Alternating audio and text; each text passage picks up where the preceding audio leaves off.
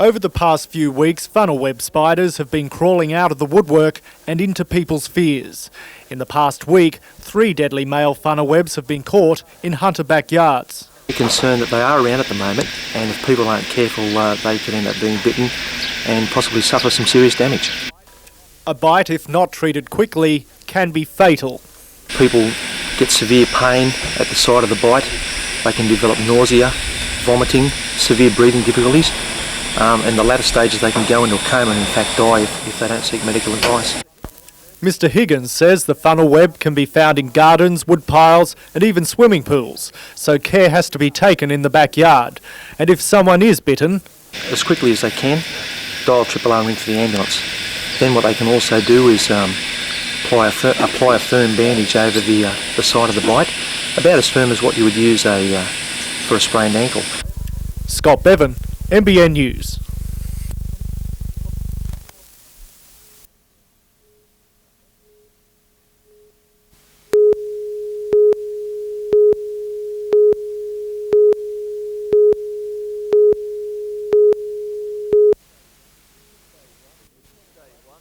Day 1 of the Tennis Classic and a mixture of old and new blood. First on the court, Newcombe and Johnson playing former Wimbledon finalist Chris Lewis and Johan Anderson. Newcombe was up to his usual tricks, playing shots from anywhere.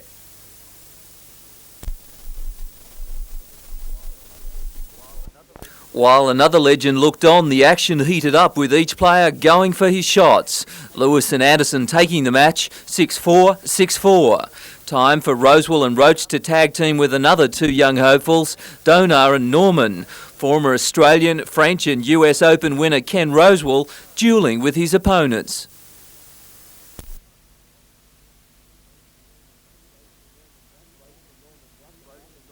Roach and Norman won the match 6-2, 4-6, 6-4. The action continues tomorrow at Salamander. Coverage on NBN from 1 p.m. Peter Ryan, NBN News.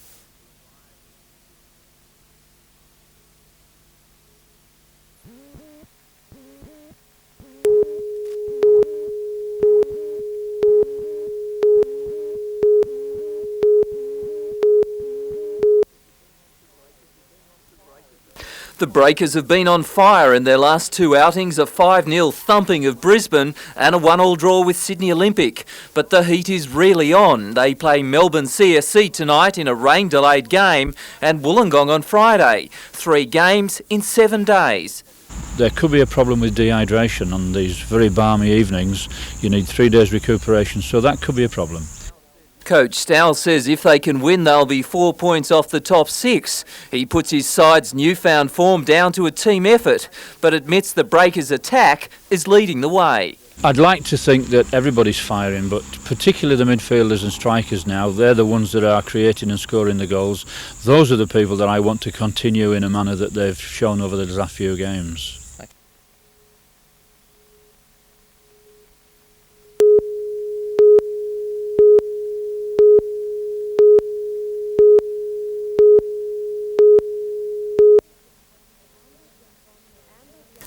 Amber Dembomler of Ellalong was driving her light van along Wallaby Gully Road at around 1 o'clock this morning when she apparently lost control in gravel.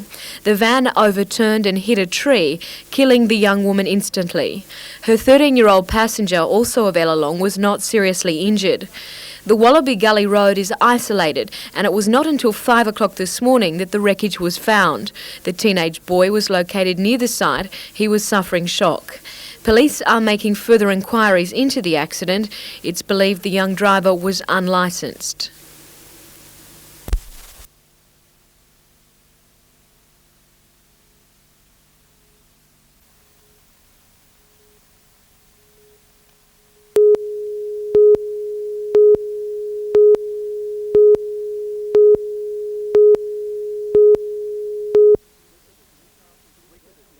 The wicket at Newcastle University was a batsman's paradise. New South Wales country opener Greg Arms hitting a quick 48. His partnership with skipper Mark Curry put the Victorians on the back foot.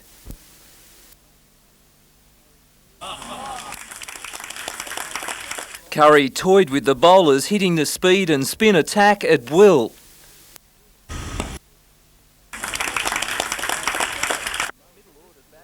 Middle order batsman Murray Christie also joined the feast. But it was Curry's day, hitting a smart 98 runs. Peter Gerhard made 77. The best bowler for the Vicks, opening speedster Dean Benson, picking up 4 for 68. New South Wales was all out for 396. Victoria have 100 overs to get the runs tomorrow. Peter Ryan, NBN News.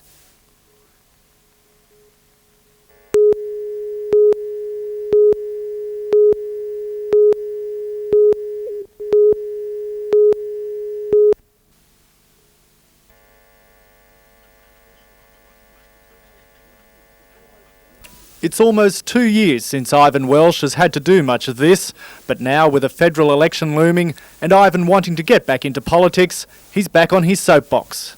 Literally. This coming election, and it's coming fast, ladies and gentlemen, is going to be one of the most important decisions you're going to have to make for you, for your family, for your kids, and for the future of this country. Ivan's hopes for a place in Canberra began in Mayfield, where he took his message to the people.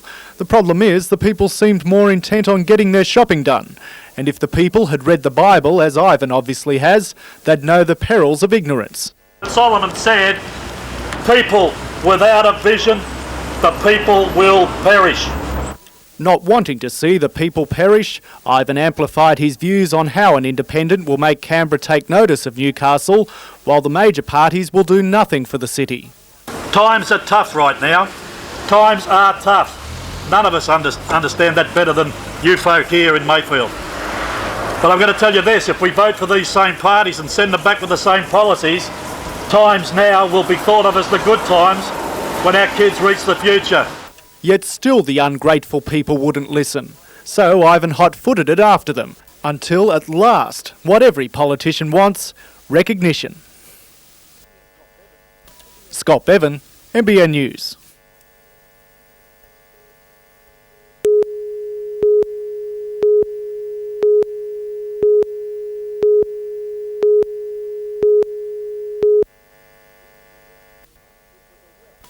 It was a wet warm-up for the first doubles match, with early showers threatening to halt play. The ball staff did their version of the Aussie crawl, the players confident the surface was dry enough. It was a match of power and precision, Ashley Norman teaming with Tony Roach and Ollie Onson with John Newcombe.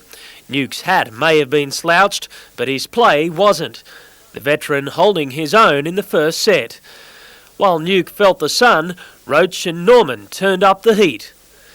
The first set went to Newcombe and Johnson, and in the second, Newcombe, suffering a hamstring strain, let his racket do the work.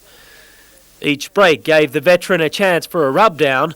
The therapy paid off with a 6-3, 6-4 victory.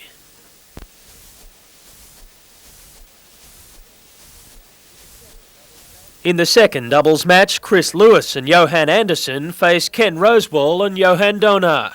At 58, Muscles Rosewall still in fine shape, New Zealander Lewis still in fine touch. Donar and Rosewall took the first 6-2, but Lewis and Anderson won the second 6-3 and the third 6-4 to take the match. Play continues tomorrow. Matthew White, NBN News.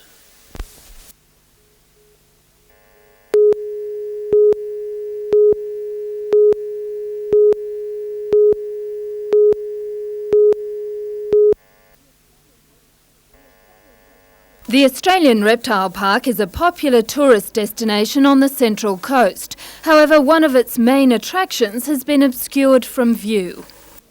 Visitors couldn't see the park's 9 American alligators because the pond they're in is entirely covered by a noxious weed. Getting rid of the weed proved a risky business. The alligators lurked below the weed and water lilies. While Mick Dundee was able to keep the crocodiles at bay, Gosford Council's weed controller, Eddie Langting, needed a little help from park attendants. While they fed the alligators at one end of the park, he climbed over the fence and onto the banks of the dam, where he began spraying the weed. Are you concerned that an alligator may find you more tasty than the chook they're dangling out there? Well, I'm very skinny, but looking at the chook, I think it might well be, yes. I just hope that they can excite the alligators on this end long enough for me to get in there quickly and do what I have to do. Salvina is a noxious South American weed. It's believed it may have been brought into the country with the alligators. While today's operation was a success, the procedure will need to be repeated several times this week before the weed is killed off. Jane Anderson, NBN News.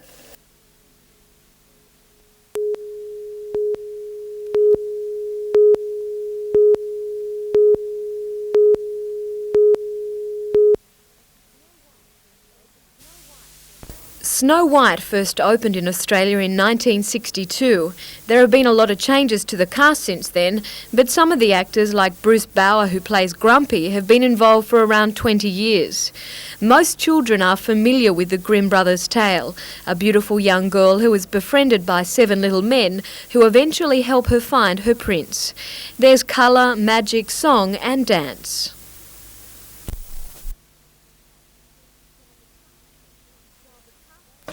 While the cast comes from throughout Australia, there's a bit of Newcastle flavour thrown in.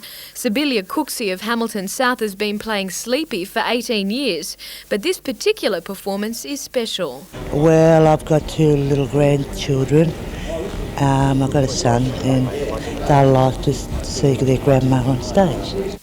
Also joining the Newcastle performances are 6 Newcastle dancers. They were brushing up on their routines.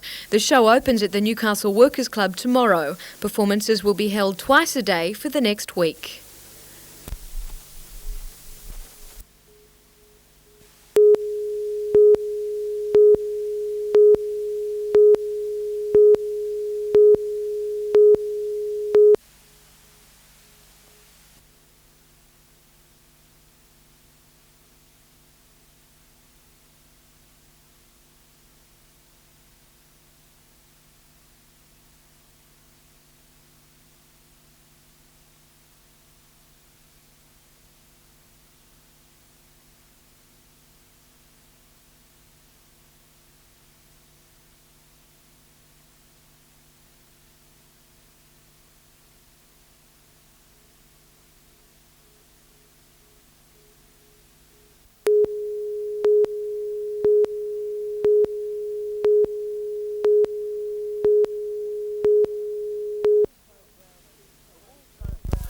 The Wolves' home ground seems to have a spell on opposing sides. In the 15th minute, it was cast on Darren Stewart, an own goal, giving Wollongong a 1-0 lead. The early setback didn't faze Warren Spink, this cross unlucky to be rewarded. In the 23rd minute, Craig Moffat diced with danger in the box, but the referee let play continue and Wollongong led 1-0 at the break. In the second half, the Wolves dealt a killer blow, striker Tony Laius hammering a Matt Horsley cross. Time and again, the Wolves pressured the net. In the 85th minute, Spink potted a pearler. But it was all too late for the Breakers.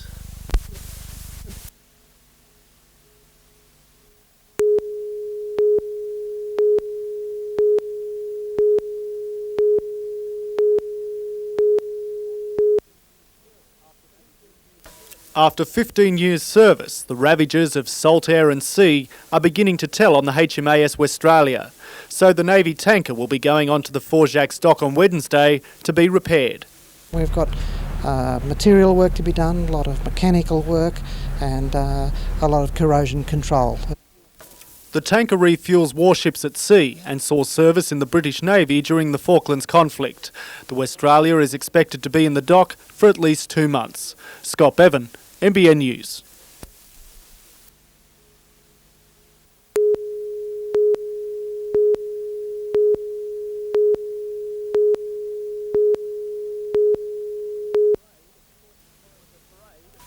It was a parade of Port Macquarie's fishing finest. More than 50 boats and some 200 anglers headed out this morning, attracting a healthy crowd of onlookers. Boats of all shapes and sizes took part in the sail past. With this many rods, you'd want to catch something. Some dangled their hopes, others just towed the line. The event has attracted anglers from as far afield as Sydney and the Gold Coast, with more than $20,000 prize money up for grabs. It will continue throughout the week, with a Ladies' Day being held on Tuesday.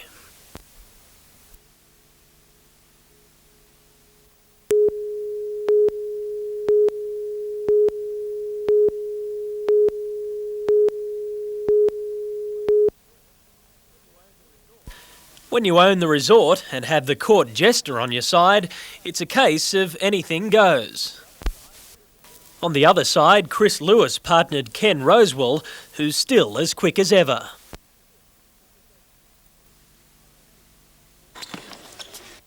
It was high jinks on the court and the crowd loved it. Nuke showed off that sweet serve. Muscles flexed his style. It was hot out there and every break was welcomed, but the tempers never quivered, although Rosewell did his best to imitate a current pro. Amid the fun, there was still time for tennis, and for these veterans, the game is still the same. And just for the record, Lewis and Rosewell beat Roach and Newcombe 6-3, 2-6, 7-5.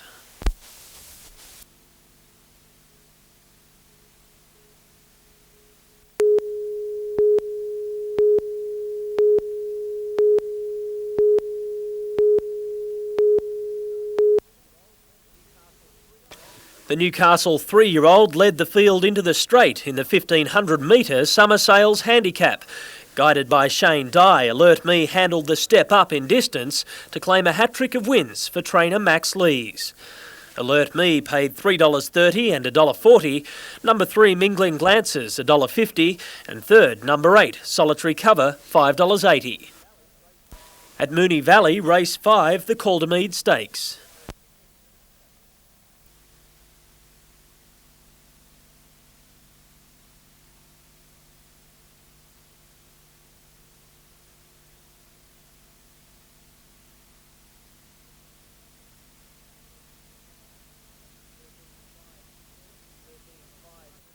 $13, $5 and $10, the Quinella $207.60 and a trifecta of $4,700.30.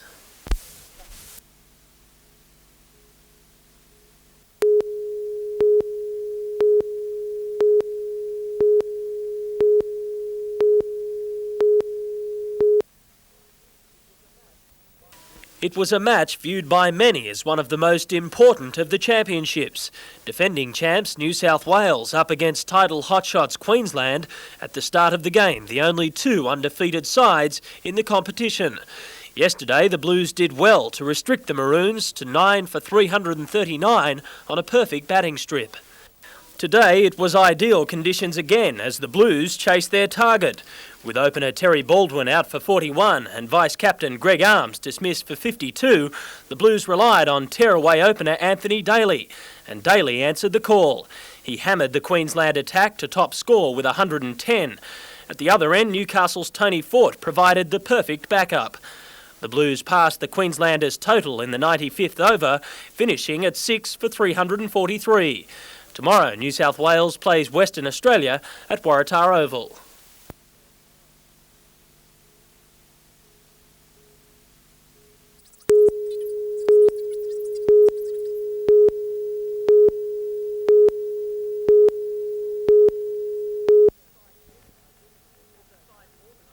It was a sight organisers of the Catho Classic didn't want to see. For the second day in a row, the swell was almost non-existent. Competitors forced to struggle for points in tiny waves. It made the tough job of judging even more difficult, but the event went on regardless, the surfers keen to keep the tradition alive. In the open section, the 6 finalists battled testing conditions. The man with the name suited for the beach, Dwayne Drinkwater, made the most of the small waves to win the event, with Andy Brinkworth and Justin Lee left to battle the minor placings. The over 28 saw Brett Ayana claim victory from Peter Smith and Mark Thompson, while in the over 35s just a point separated Steve Chapman from second place getter Roger Clements.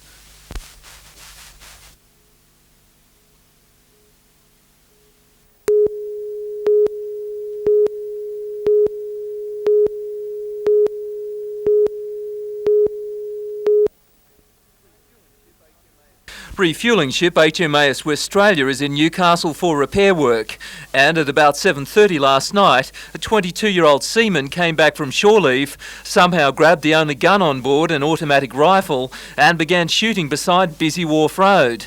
The shots were heard hundreds of metres away at the Albion Hotel. We heard one gunshot go off, and then after that we heard another one and another one. There was 5. On his 5th and final shot, he turned the weapon against himself. The sailor was rushed to John Hunter Hospital, where he underwent 7 hours of surgery. His condition tonight is described as stable. The Navy is now investigating how the sailor managed to get the weapon out of the ship's bridge. Peter Ryan, NBN News.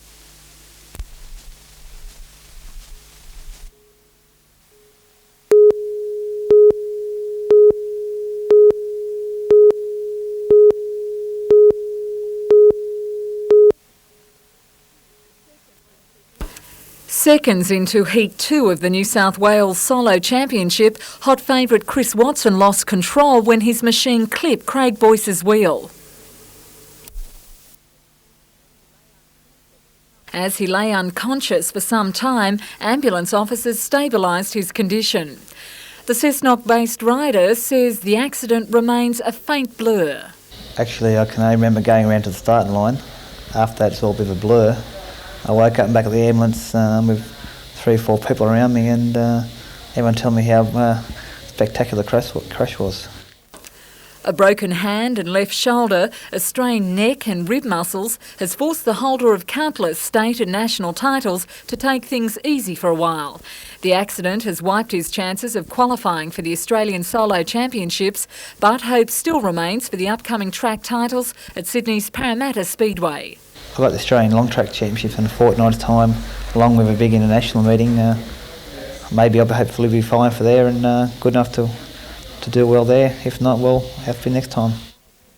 With Watson out of contention, the runoff between defending champion Mick Poole up against Craig Boyce and Stephen Davies provided its own thrills for spectators. Boyce finished first, taking out the New South Wales solo title, clinching his position for the Australian Championship lineup. Melinda Smith, NBN News.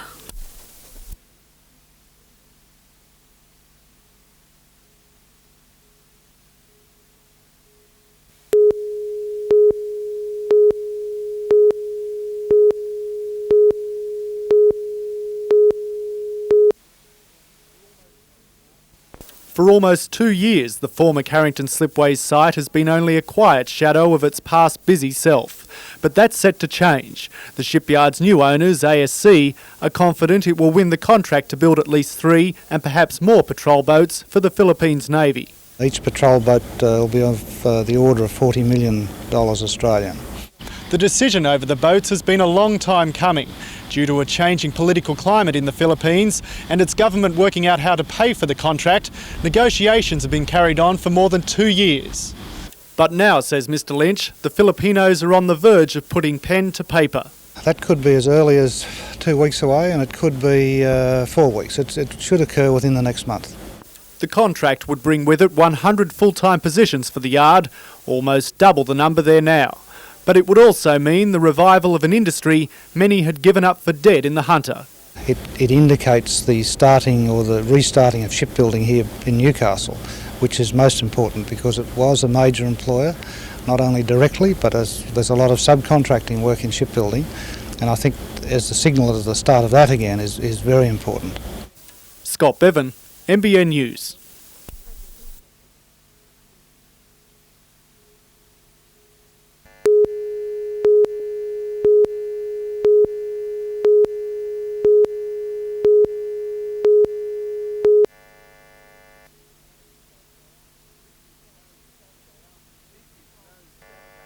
This is no Saturday afternoon stroll in the bush.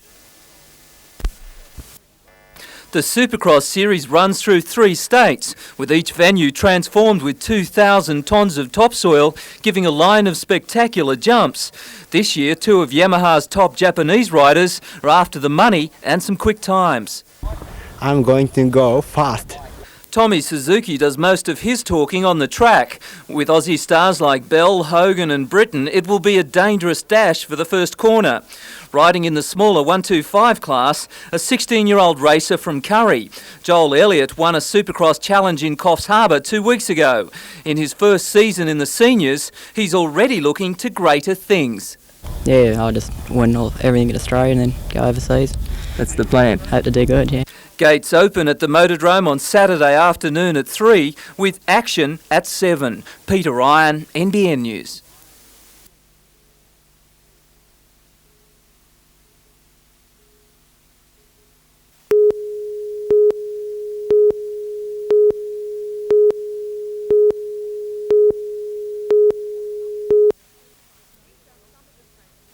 These are some of the plants seized by drug squad officers in their latest raid called Operation Apple.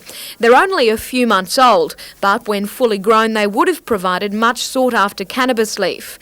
With aerial guidance from the Polair helicopter, 16 officers swooped on 6 state forest locations around Chichester, the Upper Allen and the Metford-Raymond Terrace areas. The local police, Gresford, Dungog for example, Stroud, have been gathering intelligence for some time with the assistance of the community. In all, 736 plants were found with a street value of around $1.7 million. The plants will be destroyed. Jodie McKay, NBN News.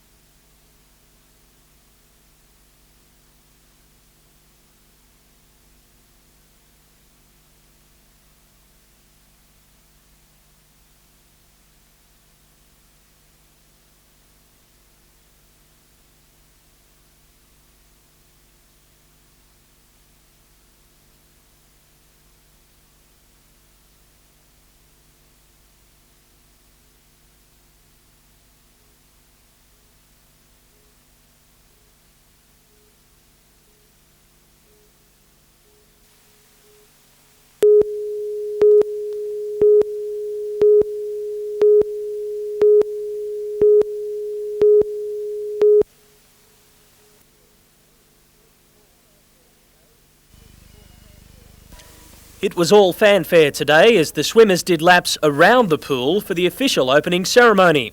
But the band could well have been paying tribute to Hunter Club BHP. It blitzed the field on day one of the tournament, picking up 26 medals. Today another 11 were added, including a record-breaking gold from teenager Renee Connolly. Connolly added to her gold in the open women's 200-metre backstroke by winning the 13 to 14 years 100-metre backstroke today. Her time of 1 minute 6.08 shaved 0.6 seconds off the New South Wales record. In other highlights, BHP's Jared Anthony took gold in the open men's 100-metre freestyle from United's Brendan Rodd. The pair will have a rematch in the 16-year-old category tomorrow when the championships continue.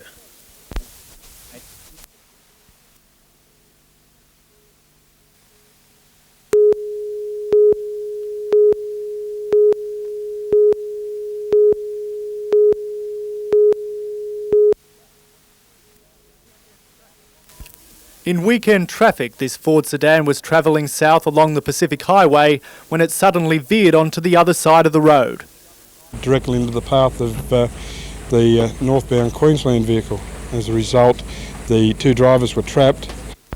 The drivers were freed by police and SES rescue workers, then airlifted to the John Hunter Hospital with multiple injuries. One, whose name is yet to be released, was dead on arrival. Meanwhile, a passenger from each of the cars was taken by ambulance to Manning Base Hospital in Taree. Over the years, this stretch of the Pacific Highway has claimed dozens of lives. The police say this is one of the few accidents in an otherwise crash-free holiday season. With the Highway Patrol and their enforcements, this is one of our first serious accidents for the holiday period. Scott Bevan, NBN News.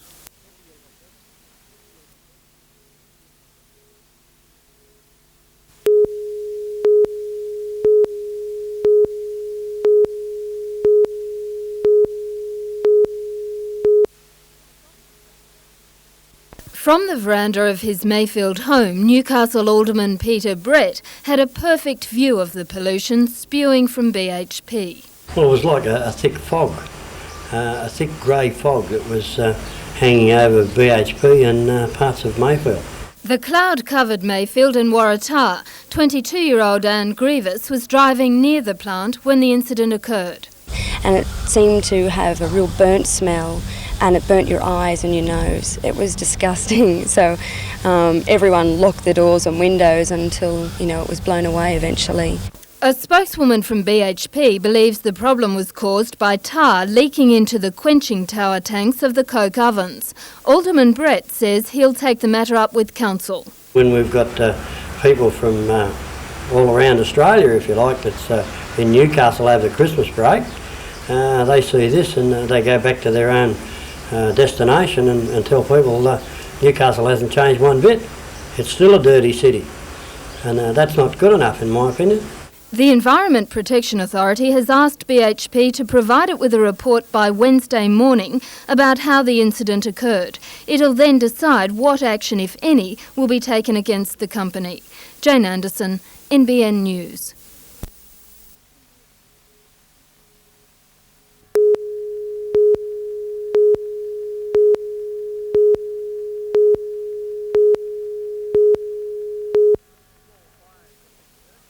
Small fires had been burning for most of the day, but late this afternoon they were fanned by a strong wind, quickly causing chaos along the Wangi Road. Traffic was blocked at both ends as firefighters fought the blaze, believed to have been deliberately lit in two separate areas. The fire crews faced shocking conditions with howling southerly winds hampering the effort. Twice the flames leapt the road. Volunteers from 5 bushfire units joined 2 fire brigade crews in controlling the blaze. Although it damaged a wide area of bushland, nobody was injured and no homes were threatened. Matthew White, NBN News. Great.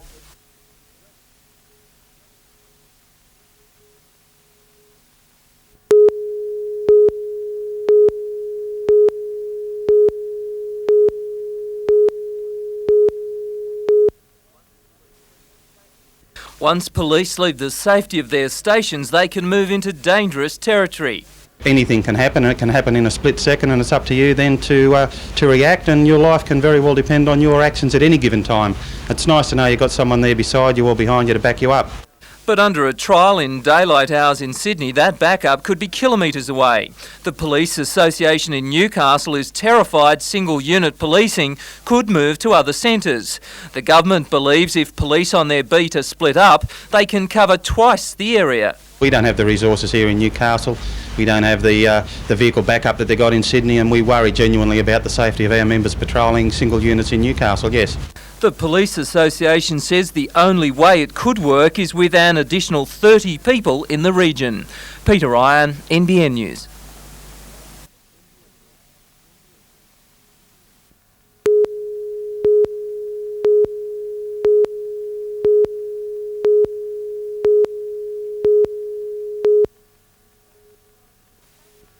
Fame Cove is in the middle of Port Stephens. It's owned by Australian Paper Manufacturing, who last night withdrew it from sale. For the last 10 days, residents of the North Arm Cove area have been pushing for the land to become part of Mar Lakes National Park. It appears their lobbying has been successful. Labor candidate for Patterson, Bob Horne, said he received notification last night from the office of Federal Minister Ros Kelly that the land will be withdrawn for sale for 2 months. But today, Mrs Kelly knew nothing of that discussion. Didn't get involved in any negotiations personally at all. However, it appears her office has indeed been in touch with Australian Paper Manufacturing and Mr Horne.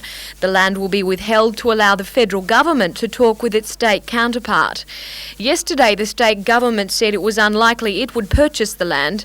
However, if both levels of government work together, the land may just revert to public ownership. Mrs Kelly will be in Newcastle on Friday. A further announcement is expected then. Jodie McKay, NBN News.